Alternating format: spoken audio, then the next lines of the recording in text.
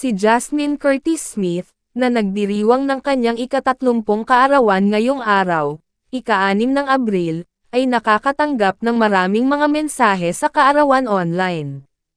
Isa sa mga bumati sa social media, para batiin ang kapuso star, ay ang kanyang kapatid na si Ann Curtis.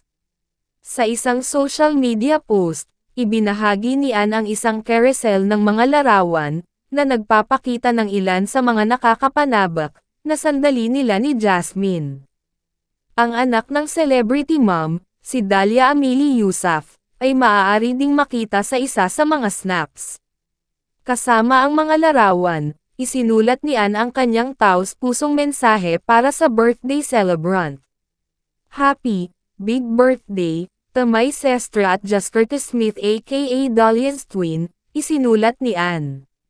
Ipinahayag ng It's Showtime host ang kanyang pangangalaga, at pagmamahal sa kanyang sestra. You know that there's nothing in this world, I wouldn't do for you. I love you, sabi ni Ann.